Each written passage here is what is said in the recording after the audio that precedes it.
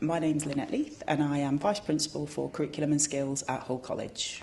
Can we talk about the current challenges that are in FE and skills for learners, for you as a leader with your team and staff, and navigating all the changes we're going through at the moment? Wow, challenges. I think that's a really, really big question, because we can look at every part of our curriculum, every part of the organisation, from delivery of the operation, the estate, to pedagogy, curriculum and teaching, and you will find challenges. But actually I think it's testament to the tenacity and the skills of the FE sector that we continue to make good progress. We continue to achieve, we continue to support communities and do all the wonderful things that happen in FE, even amongst that backdrop of change. So when you consider the changeable sector, so if we take, for example, one part of it right now around qual reform, we've had the curriculum and assessment review, we are seeing change with Skills England, central government, and how that works. That alone is quite huge and could be quite destabilising for organisations. So I think the biggest challenge really is about how we take care of our organisation so that the staff can continue to do that brilliant, excellent work that they do every day, even to a backdrop of change and uncertainty, because there are some things we just don't know yet, and we know some things are going to change more, but the business doesn't stop, the learners don't stop coming, the business needs don't stop, the stakeholder demands don't change, and if anything, the stakeholder demands become more, because if you look at sectors, look at innovation of digital, automation's on the rise, the introduction of AI, which is not really, I use the word introduction, it's here, it's happening, and it's developing at a really fast rate. So actually what's needed in terms of our output and what we put out as skills is also changing. So in that really uncertain and perhaps somewhat volatile landscape, I think our big challenge is taking care of our organisations and our teachers and each other to continue doing the fantastic work we do. That's probably my priority when I think about what's next and how we manage everything, how we continue to work with staff and develop teams and develop our leaders and managers to deliver what we do on a daily basis all of the time, and to maintain that tenacity, I think is what I'm talking about, because that's a character thing, isn't it? That's about behaviours and people.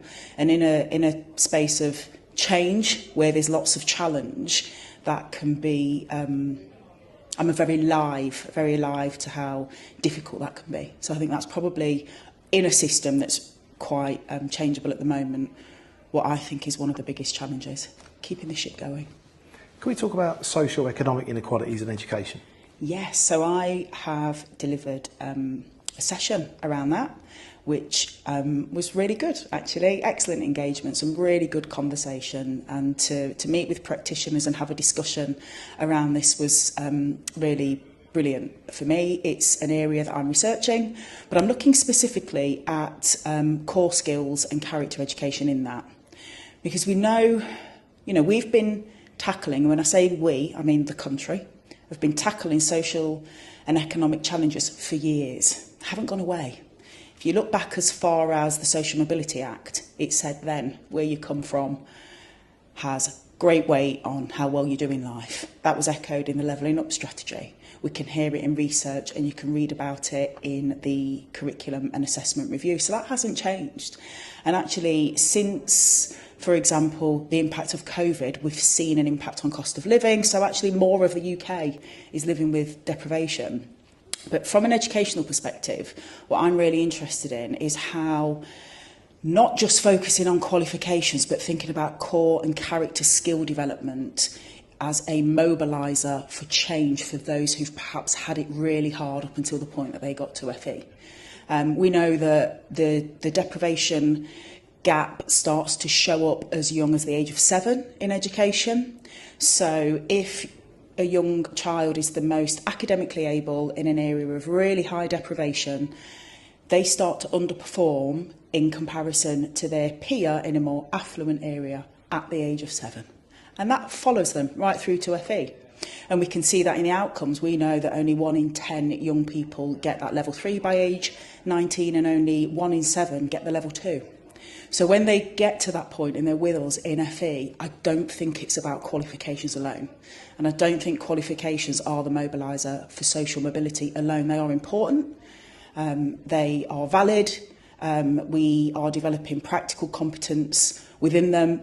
Absolutely, you know, I'm not suggesting qualifications aren't hugely important, but they're not the only thing, I think, particularly when we're talking about socioeconomic disadvantage.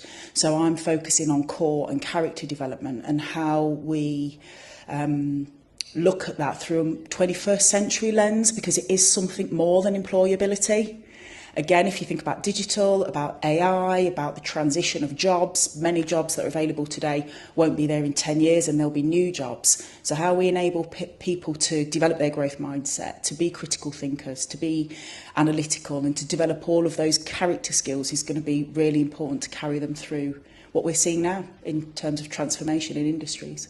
And anything you'd like to pass on as like things that you've researched or things to be able to share with the wider sector on how to equip your team to be able to help learners overcome those barriers and to be equipped for the fast changing world that we're in? Very good question, that is. How do we do that? That actually does come back to some of the challenges we have. So we know that workforce development is something that we need to keep focusing on. We need to create space for teachers to develop pedagogy and develop technical practice and to be the dual professional.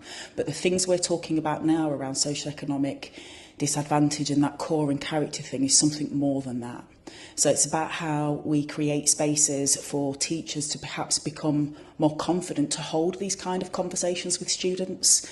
If, for example, you think about mental health, you know, that's not your technical discipline, that's not dual professionalism, that's not pedagogy either. So how we create spaces for those who are having those conversations and doing those kind of things in the classroom is really important. So teacher development isn't just about teaching and learning, it's about the whole person and the whole piece. And I think playing to people's strengths, I've got some excellent examples of how the teams at Hall College do that in delivery of our tutorial programme, for instance, where particular people in certain departments might lend themselves really well to a particular theme and therefore will go and support in other areas. And I think it's just about doing that consistently, because it will always change and evolve. So it's not something you can do and is done. You need to look at it consistently, regularly, and reflect what's happening in the economy around us. It's that whole 21st century thing again that's happening really, really quickly. And some of this goes to regionality as well. So like Hull has got challenges and stuff like that. Anything you could also think of what you've experienced of how that could go to be able to help people in other parts of the country of around their own regional barriers and challenges?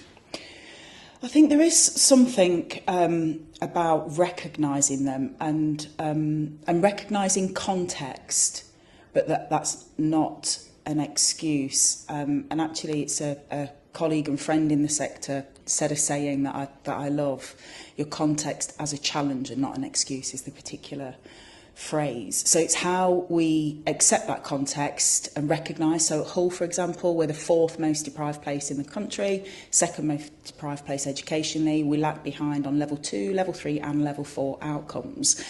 But so what? That doesn't need to limit us. And when you consider the stuff around the fact that underperformance or perhaps low performance starts as early as the age of 7, I think it's an argument to say, actually, forget all of that stuff. You know, these people in front of you who you're working with, let's just assume can achieve really, really well. So I think it's about flipping the perspective. And that's kind of the approach we've taken.